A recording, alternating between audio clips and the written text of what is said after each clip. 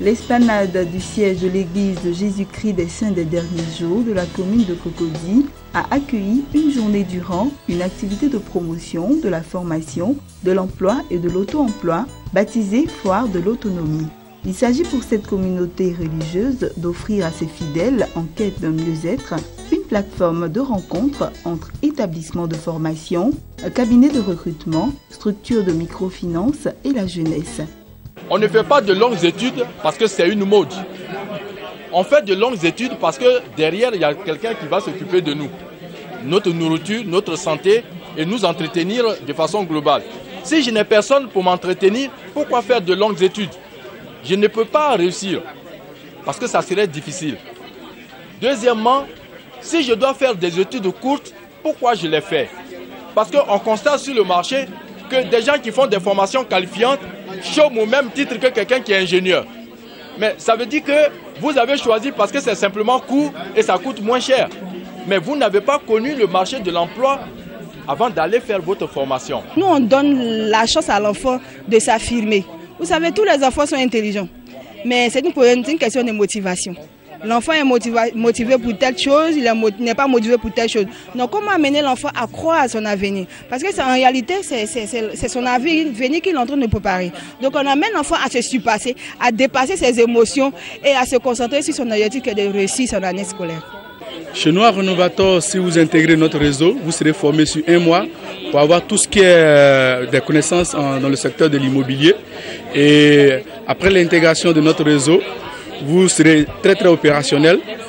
Vous serez en contact avec réellement tous les experts en immobilier. C'est très intéressant ce que vous faites, de remettre en état des bâtiments et tout, la possibilité que vous donnez à tous les jeunes de pouvoir avoir un travail, d'intégrer ce réseau. Ces plateformes sont assez importantes dans la mesure où elles permettent la familiarisation entre les étudiants et les écoles. C'est des choses qu'on ne voit pas souvent, mais ici on a l'occasion de discuter avec des conseillers pédagogiques qui permettent une meilleure orientation des étudiants par rapport à leur profil. Au total, 2000 visiteurs ont pris d'assaut une trentaine de stands animés par des structures de formation et d'accompagnement vers l'autonomie. Pour les organisateurs, il s'agit d'apporter un coup de pouce au pouvoir public.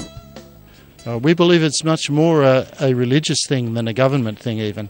We believe that this is a key aspect of our life here on earth. Nous aussi, nous contribuons à aider le gouvernement à atteindre ses objectifs, mais surtout aider les personnes à pouvoir faire de bons choix par eux-mêmes. Ils peuvent faire des erreurs, mais ils vont apprendre par expérience et devenir autonomes. L'autonomie, ce n'est pas juste un mot, c'est un commandement de Dieu. On peut retracer ça depuis Genèse. Dieu a créé Adam, a créé Ève, les a bénis et il leur a dit multiplier, remplir la terre et l'assujettissez.